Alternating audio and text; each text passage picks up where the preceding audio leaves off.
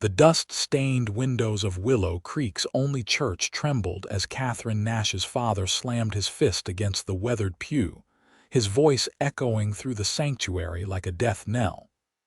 "You will marry Vernon Hollister by month's end, and that is final." The declaration sealed Katherine's fate as surely as the parched earth of Montana Territory had sealed the fate of so many dreams in the summer of 1879. Katherine's amber eyes, usually bright with determination, dimmed as she stared at her father. At 22, she had spent the last 5 years since her mother's death managing their small ranch house, cooking, cleaning, and caring for her father and younger brother with unwavering dedication. Yet her reward was to be sold like cattle to the richest and cruelest man in the territory. "Father, please," she whispered, her voice barely audible over the creaking of the church's ancient floors. "Mr. Hollister is 30 years my senior. He has buried 2 wives already, and both died leaving him wealthier than before," her father replied callously. "Our ranch is failing, Katherine. The drought has taken everything. Without this marriage, we'll lose the land your grandfather died defending." Katherine felt the weight of familial duty press upon her shoulders. Her father, once a proud and loving man, had been broken by debt and whiskey after her mother's passing. Their small ranch outside Willow Creek had once been prosperous, but years of drought and her father's poor management had left them destitute. "Vernon has offered to clear all our debts," her father continued, softening his tone slightly. "He'll make sure your brother gets schooling back east." "This is the only way, Katherine." As they exited the church into the blinding Montana sunlight, Katherine caught sight of Vernon Hollister himself, standing beside his polished carriage across the dusty street. His silver-streaked black hair was slicked back beneath an expensive hat, and his tailored suit seemed to mock the simple attire of everyone else in town. When he caught her eye, his thin lips curved into what others might mistake for a smile, but Katherine recognized the predatory gleam in his gaze. "There's my beautiful bride," Vernon called out, his voice carrying across the street. He crossed over, ignoring the scattered townspeople who parted before him like water around a stone. "I've brought you something." He extended a small velvet box, which Katherine's father nudged her to accept. Inside was a diamond ring that must have cost more than their entire ranch. "I expect you to wear it always," Vernon said, taking it from the box and sliding it onto her finger before she could object. His grip on her hand was tight, painfully so, and though his voice remained pleasant, his eyes conveyed an unmistakable warning. "I'll send my seamstress to measure you for your wedding gown tomorrow." Later that evening, Katherine sat alone on the porch of their modest ranch house, watching the sunset paint the distant mountains in hues of gold and crimson. The weight of the diamond on her finger felt like a shackle. Rumors about Vernon Hollister's treatment of his previous wives haunted her thoughts, whispers of isolation, control, and unexplained bruises that the town doctor had diplomatically attributed to domestic accidents. "You deserve better than this," came a deep voice from the shadows. Katherine startled, her hand instinctively reaching for the small knife she kept in her pocket. From the edge of the porch emerged Blake Keller, the ranch hand who had worked their land for the past 3 years. At 26, Blake was everything Vernon Hollister was not: honest, hardworking, and possessed of a quiet strength that demanded no acknowledgement. "Mr. Keller, you startled me," Katherine said, quickly composing herself. "Forgive me," Blake replied, removing his worn Stetson. The setting sun caught in his sandy brown hair, highlighting strands of gold among the brown. "I've come to give notice. I'll be leaving your father's employ at the end of the week." Katherine felt a surprising pang of loss at his words. Blake had been a constant presence, reliable and steadfast, often the only buffer between her and her father's alcohol-fueled rages. "May I ask why?" she inquired, though she suspected the answer. Blake's blue eyes met hers directly. "I can't stand by and watch this happen, Miss Nash." A moment of silence stretched between them, filled with unspoken truths. "There's nothing to be done," Katherine finally said, turning her gaze back to the horizon. "My father's mind is made up, and I have my family to consider." "Hollister is not what he seems," Blake said quietly. In Cheyenne, they still talk about his first wife's mysterious fall down the stairs. In Denver, they whisper about the second one's nervous condition that kept her locked in her room for months before her death. Katherine shivered despite the warm evening air. "Why are you telling me this?" "Because Blake started, then stopped himself. Because no one deserves the fate that awaits you in that man's house." The next 2 weeks passed in a blur of wedding preparations that Katherine observed with detached horror, like watching her own execution being arranged. Vernon visited daily, bringing extravagant gifts while making small, cutting remarks about improvements needed to her appearance, her manners, her very being. "You'll need to dismiss that lady's maid of yours," he mentioned casually over tea one afternoon. "I've selected staff for our household who understand my expectations." "Rose has been with me since childhood," Katherine protested. Vernon's face hardened momentarily before smoothing into a practiced smile. "My dear, when you are Mrs. Hollister, you will find that childhood attachments must give way to appropriate associations. I will not have my wife attended by a half-breed Cherokee." Each day, Katherine felt herself diminishing, becoming smaller under Vernon's constant scrutiny and her father's indifferent compliance. Blake had made good on his promise to leave, and she felt his absence like a physical pain. Only in his presence had she felt truly seen. 3 days before the wedding, Katherine was summoned to Vernon's mansion on the hill overlooking town for a private dinner. Her father, unusually sober, had insisted she go alone. "Don't disappoint him," he warned as she climbed into Vernon's carriage. "Remember what's at stake." Vernon's house was ostentatious, a Victorian monstrosity with turrets and gables that seemed to mock the simple practicality of the Western territory around it. Inside, every surface gleamed with imported luxury crystal chandeliers, velvet draperies, and furniture that had clearly never known the touch of working hands. "Your new home," Vernon announced, watching her reaction carefully. "Do you approve?" "It's very grand," Katherine replied neutrally.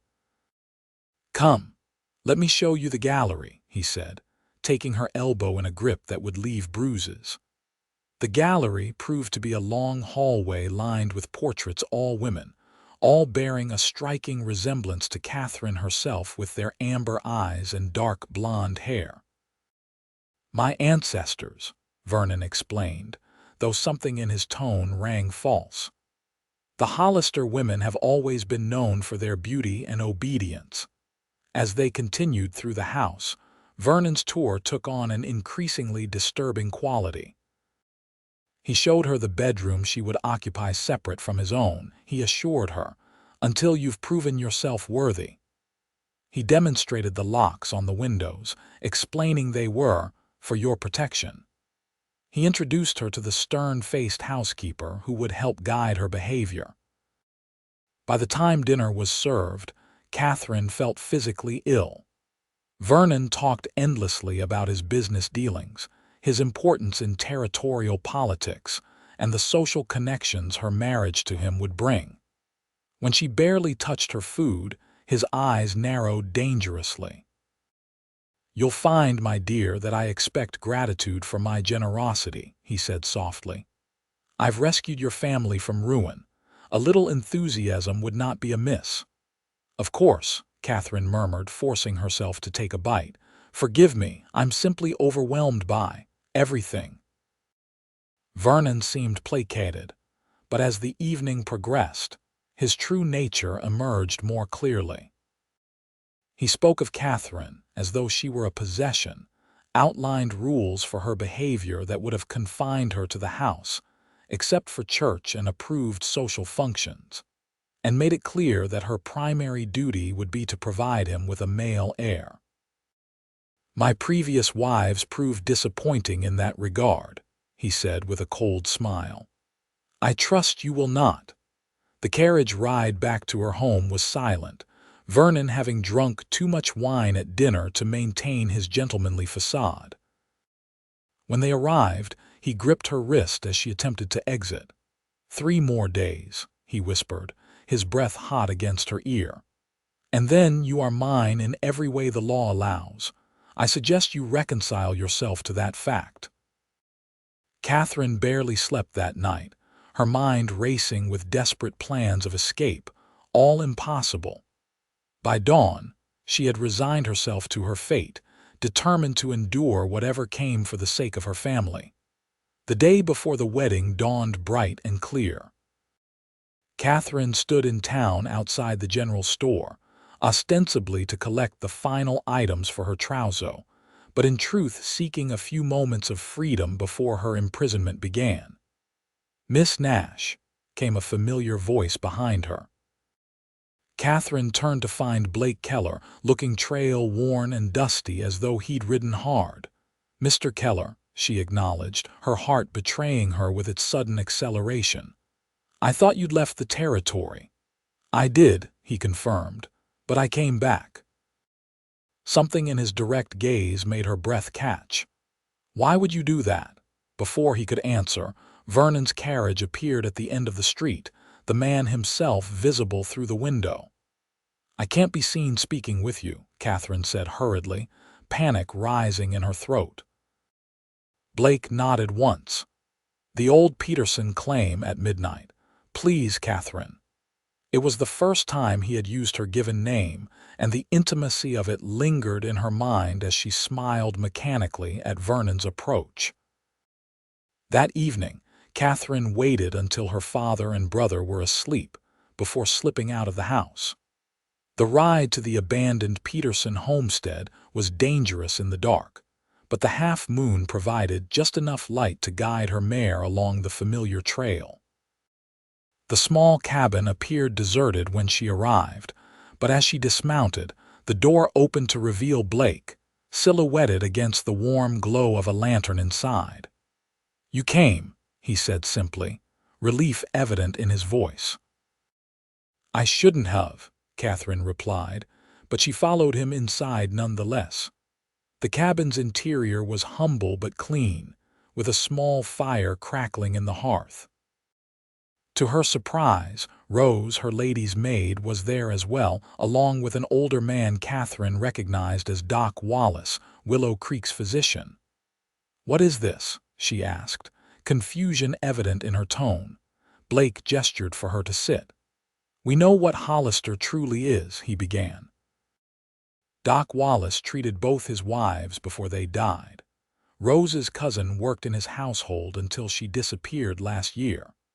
Over the next hour, the full horror of Vernon Hollister's true nature was revealed to Katherine.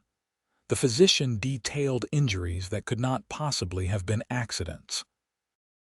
Rose's cousin had witnessed Vernon's rages, his cruel punishments, and his complete control over every aspect of his wives' lives.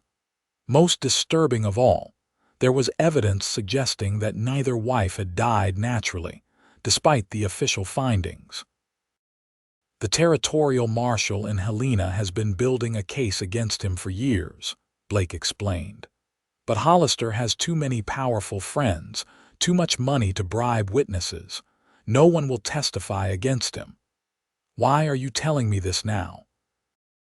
Katherine asked, though she already knew the answer. "Because I'm asking you to leave with me," Blake said quietly. "Tonight, before it's too late." Katherine stared at him in disbelief. "Leave? Where would we go?" Your father sold you to a monster for the price of his debts," Blake cut in, his voice gentle despite the harsh words. Doc Wallace has agreed to speak with him after we're gone to explain what we've learned about Hollister. As for where, he hesitated. I have family in Colorado. A small ranch. It's nothing like what Hollister offered, but it's honest work and a good life. You're asking me to run away with you, Katherine stated flatly. A man I barely know. Rose stepped forward then. Miss Katherine, you've known Mr. Keller for 3 years. You've seen his character daily. Can you say the same for the man you're meant to marry tomorrow? Katherine fell silent, considering. The thought of defying her father, of abandoning her responsibility to her family, weighed heavily against the nightmarish future that awaited her as Vernon's wife. There's something else you should know, Blake said, his voice softer now. I didn't just work your father's ranch for a wage. I've been saving every penny. I bought the Peterson claim 6 months ago. Katherine looked around the cabin with new eyes. This is yours, Blake nodded. I've been fixing it up in my spare time, I had hoped. He trailed off, color rising in his cheeks. It doesn't matter what I hoped. What matters is that Hollister will destroy you, Katherine. I can't stand by and let that happen, even if you choose not to come with me. In that moment, looking into Blake's earnest face, Katherine felt a shift within herself, a recognition of something that had perhaps been there all along, hidden beneath propriety and circumstance. If I leave, she said slowly, Vernon will come after me. He won't simply accept losing what he considers his property. Let him try, Blake replied, a steely edge to his voice that Katherine had never heard before. Dawn found Katherine, Blake, Rose, and Doc Wallace in the marshal's office in the neighboring town of Cedar Ridge, 20 miles from Willow Creek. Marshal James Thornton listened gravely as they presented their evidence against Vernon Hollister. I've been after that snake for years, the marshal confirmed when they finished, but without witnesses willing to testify. I'll testify, Rose said firmly, about what my cousin told me before she disappeared. And I'll provide my medical records, Doc Wallace added. Now that I'm retiring and moving to California, Hollister can't threaten my practice. Marshal Thornton turned to Katherine. And you, Miss Nash, are you willing to tell a court what happened last night? Katherine touched the fading bruises on her wrist where Vernon had gripped her. Yes, she said with quiet determination. I'll testify that he threatened me when I told him I wouldn't marry him after learning the truth about his past. The marshal nodded, satisfied. It might be enough to bring charges, especially with the new territorial judge. He's not in Hollister's pocket like the last one. He looked at Blake. In the meantime, I suggest you two make yourselves scarce. Hollister won't take this humiliation lightly. That afternoon, Vernon Hollister arrived in Cedar Ridge in a cold fury, having discovered Katherine's absence and followed their trail. He burst into the marshal's office, demanding Katherine's return. That woman is my fiancée, he declared, his usual smooth manner abandoned in his rage. And that man, he pointed at Blake, is a thief who has stolen what belongs to me. Marshal Thornton regarded him coolly. Miss Nash doesn't belong to anyone, Hollister, and she's made it clear she has no intention of marrying you. This is absurd, Vernon sputtered. Her father signed a marriage contract. I've paid her family's debts. A contract for a person isn't worth the paper it's written on, the marshal replied. Not in this territory. Vernon's face contorted with fury. You can't protect them forever, Thornton. I have friends in the territorial government who will ensure this farce ends quickly. Perhaps, the marshal agreed. But by then, Miss Nash will be long gone, and if you pursue her, I'll have additional charges waiting for you upon your return. Vernon's eyes narrowed as he looked at Katherine. You'll regret this, he hissed. Both of you will. With that, he stormed out. You can't stay here, Marshal Thornton said once Vernon had gone. He's right about one thing: his influence reaches far. The charges against him will take months to bring to trial if they stick at all. We were planning to leave anyway, Blake assured him. My family's ranch in Colorado is waiting. Katherine looked at Blake, uncertainty flooding her. I barely know your family. What will they think of me arriving with you, unmarried? Blake's expression softened. They'll welcome you, Katherine, but if it would make you more comfortable. He hesitated, then straightened his shoulders. We could marry before we go, if you'll have me. The proposal was hardly romantic, born of necessity rather than the culmination of a courtship, but Katherine found herself deeply moved nonetheless. This man had risked everything to save her from a fate worse than death, expecting nothing in return. Yes, she heard herself say. I'll marry you, Blake Keller. They were wed that evening in a small ceremony in Doc Wallace's parlor, with Rose and the marshal as witnesses.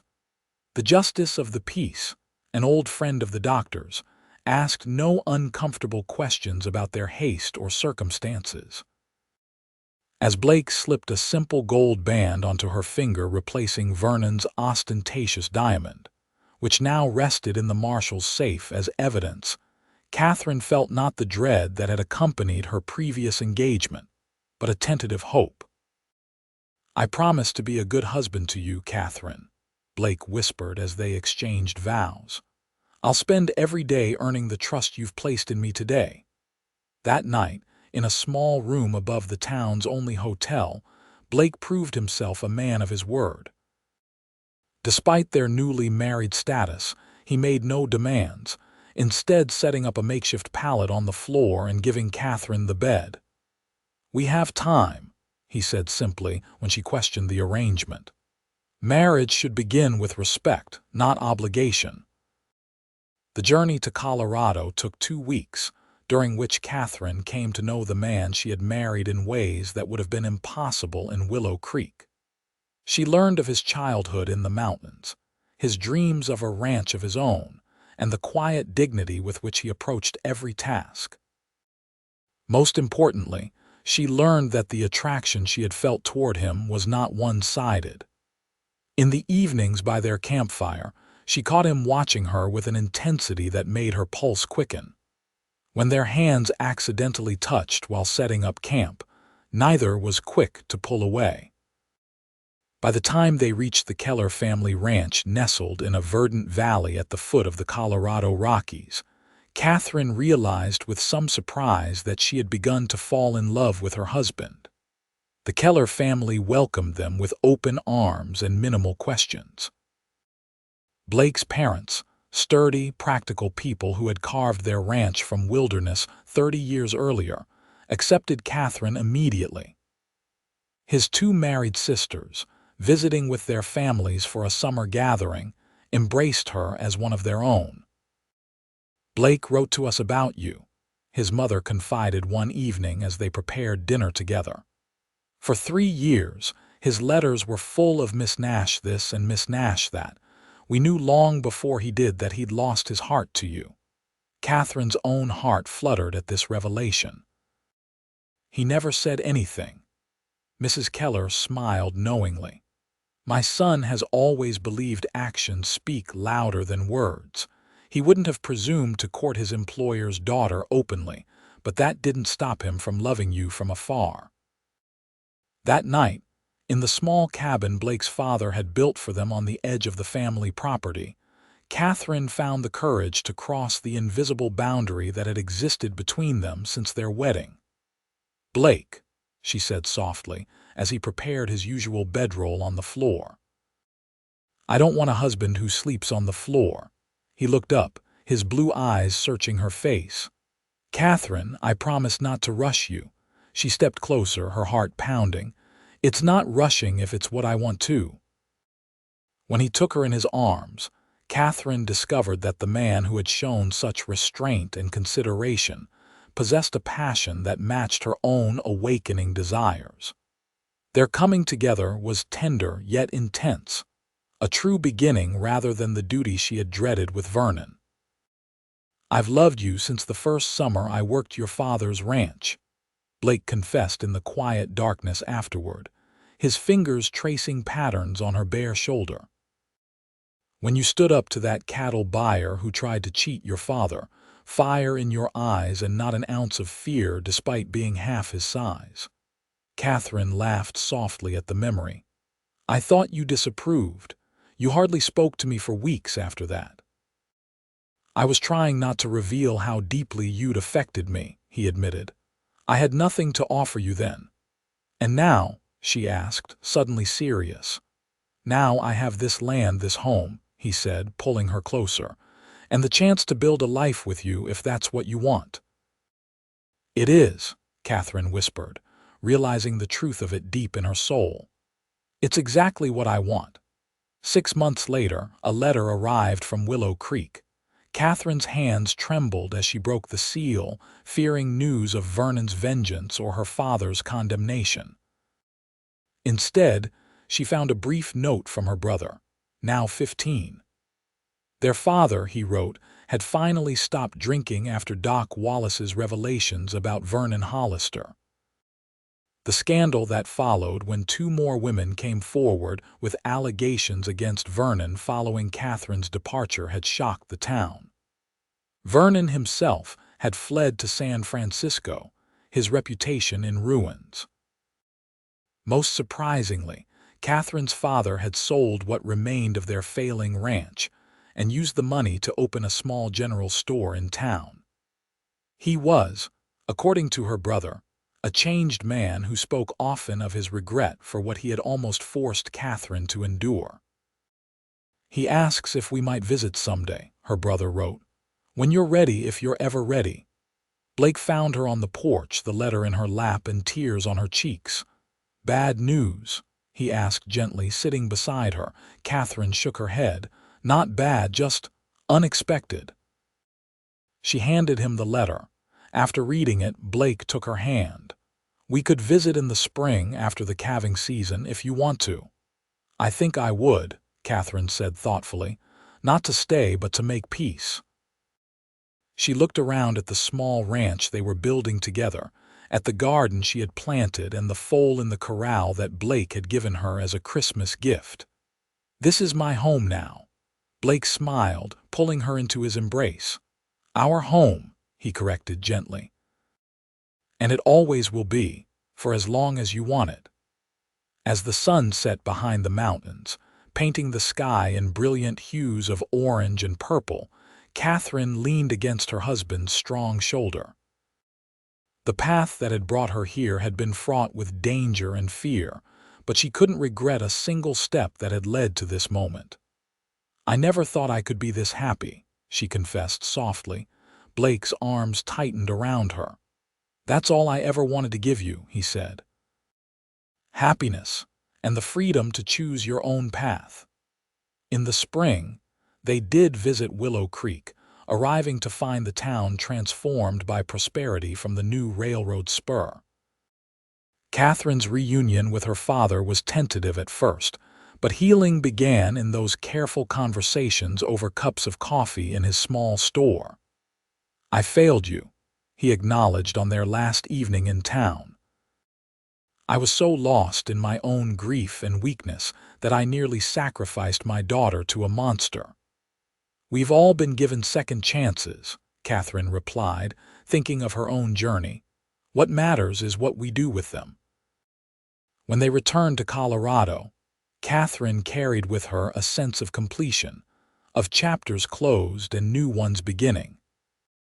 The small seed of love that had taken root on that desperate night at the Peterson claim had grown into something strong and enduring, nourished by respect, partnership, and passion. 2 years after their flight from Willow Creek, Katherine gave birth to a daughter they named Elizabeth, after Blake's grandmother. As she watched her husband cradle their child with gentle hands that had built their home and worked their land, Katherine reflected on the strange twists of fate that had brought her here. Had she married Vernon Hollister, she might well have met the same tragic end as his previous wives. Instead, She had found courage she never knew she possessed, and a love she had never dared to imagine. "What are you thinking about?" Blake asked, noticing her contemplative expression as he placed their sleeping daughter in the cradle he had carved himself. "I'm thinking about choices," Katherine replied, reaching for his hand, "and how the bravest thing I ever did was leave with you that night." Blake brought her hand to his lips. "The bravest thing you ever did was trust me with your heart," he corrected softly. "I promise to honor that trust every day of our lives." As twilight settled over their mountain valley, Katherine and Blake sat together on their porch, watching the first stars appear in the darkening sky. Their daughter slept peacefully inside. Their ranch animals settled for the night, and the future stretched before them like the vast western horizon wide open, full of possibility, and theirs to shape together. In the end, Katherine reflected, true love wasn't about grand gestures or fairy tale rescues. It was about standing tall when it mattered most, about having the courage to say, "She'll leave with me," when everyone else accepted the unacceptable. It was about building something real and lasting from the ashes of what might have been. And in that, they had succeeded beyond measure.